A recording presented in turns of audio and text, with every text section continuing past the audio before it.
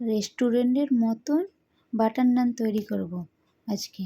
তো আমি এই বাটির 4 বাটি ময়দা নিলাম, 1 চামচ বেকিং সোডা, 1 চামচ নুন দেব, দিয়ে আমি এখানে 1 বাটি টক দই নেব।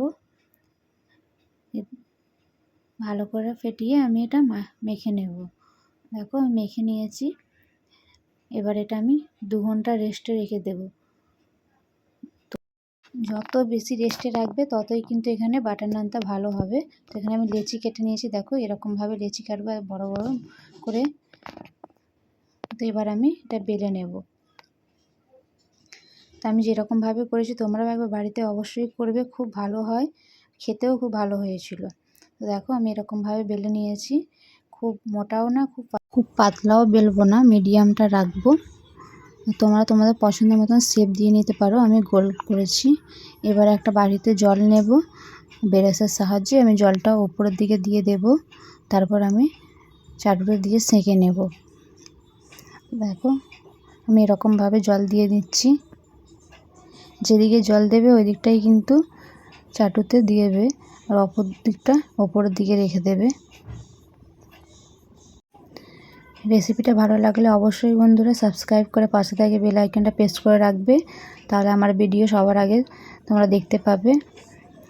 তো এবার আমি সেঁকে নেব। জল দেওয়া হয়ে গেছে, দেখো চাটু গরম হয়ে গেছে। এবার সেঁকে নিচ্ছি।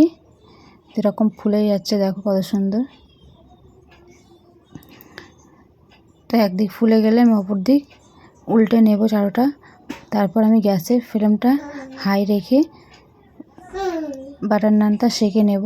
তো তোমরা যারা বাটার পছন্দ করো না তারা কিন্তু এরকম প্লেনও রাখতে পারো। প্লেন নান খেতে কিন্তু অনেক ভালো হয়।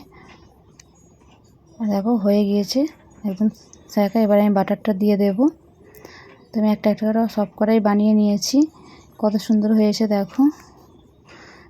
তো একবার এরকমভাবে তোমরাও বাড়িতে তৈরি করবে, আর আমাকে কমেন্টে জানাবে রেসিপিটা কেমন হয়েছিল।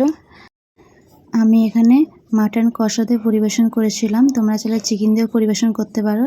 তো এরকম চটজলদি তোমরা কোনো গেস্ট আসলে বাড়িতে বাটার নান তৈরি করে পরিবেশন করবে, সবার খুব ভালো লাগবে। আর আমার ভিডিওটা ভালো লাগলে অবশ্যই একটা লাইক দিয়ে শেয়ার করে দেবে। পুরো ভিডিওটা দেখার জন্য থ্যাংক ইউ বন্ধুরা। বাই বন্ধুরা।